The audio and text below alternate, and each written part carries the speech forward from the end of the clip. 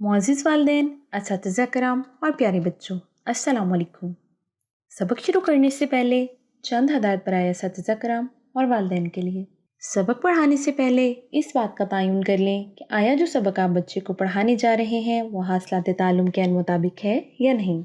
इस सबक की तकमील के बाद तलबा इस काबिल हो जाएंगे कि वो नून गुन्ना, या मादोला, वाव मादोला, तशदीद और तनवीन के हामिल अल्फाज सहत के साथ पढ़ सकें।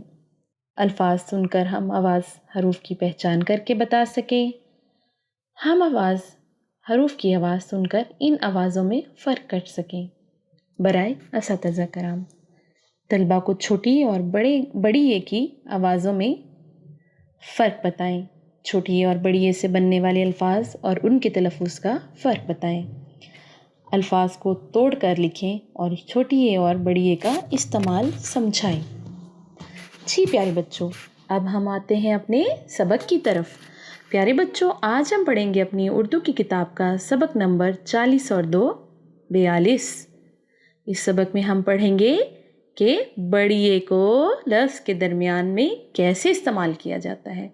अच्छा प्यारे बच्चों, आज मैं आपको बताती हूँ कि छोटी ए और बड़ी ए का आपस में आवाज़ों का क्या फ़र्क है।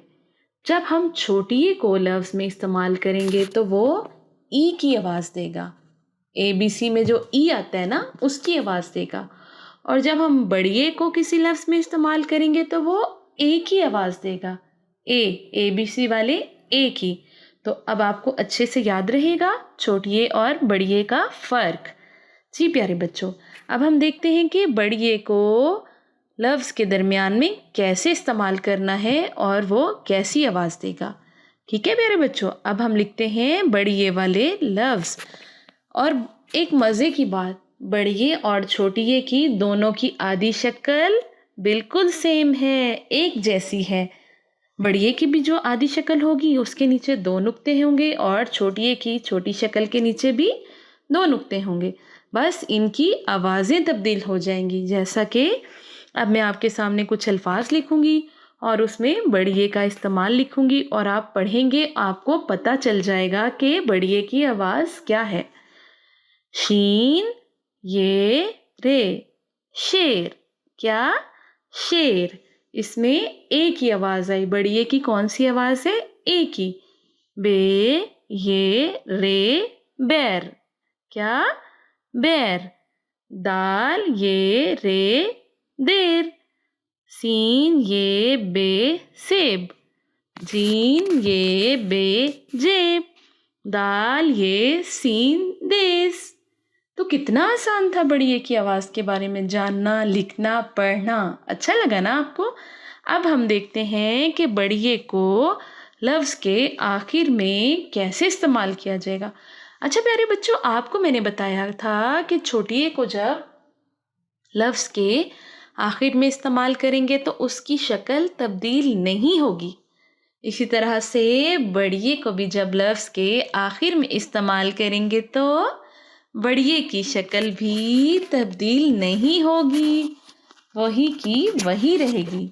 तो अब हम इस्तेमाल करते हैं बड़ी ए को लफ्ज़ के आखिर में। तेलिफ ता लाम बड़ी ए ले, ताले। जीम अलिफ जा लाम बड़ी ए ले, जाले। पे अलिफ पा लाम बड़ी ए ले, पाले। तेलिफ ता रे बड़ी ए रे, तारे। सीन अलिफ सा रे बड़ी ए रे, सारे।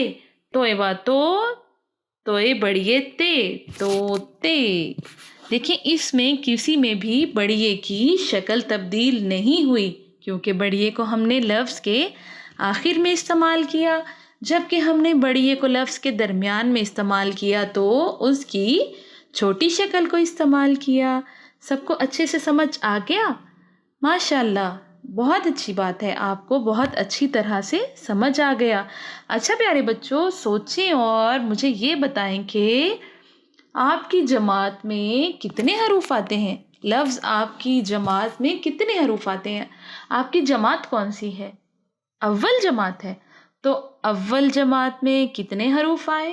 الف واو لام. اول کتنے حروف آئے؟ 3. آپ کو آپ کے اسکول کا نام تو پتہ ہے. آپ کے اسکول کا کیا نام ہے؟ ماشاء اللہ بڑا اچھا نام ہے آپ کے اسکول کا. آپ کو تو بڑے اچھے سے اپنے اسکول کا نام یاد ہے. اچھا پیارے بچوں، اب مجھے آپ کوئی 2 حروف بتائیں جس میں چھوٹی آتی ہو. کوئی سے بھی بتا دے. گاڑی میں بھی آتی ہے اور بولی میں بھی آتی ہے. آپ کو تو بہت سارے حروف آتے ہیں ماشاء اللہ. اچھا پیارے بچوں، آج تک کے لیے ہمارا سبق یہیں مکمل ہوا. کل ہم ملیں گے اپنے نئے سبق کے ساتھ. تب تک کے لیے مجھے دیں اجازت. اللہ حافظ.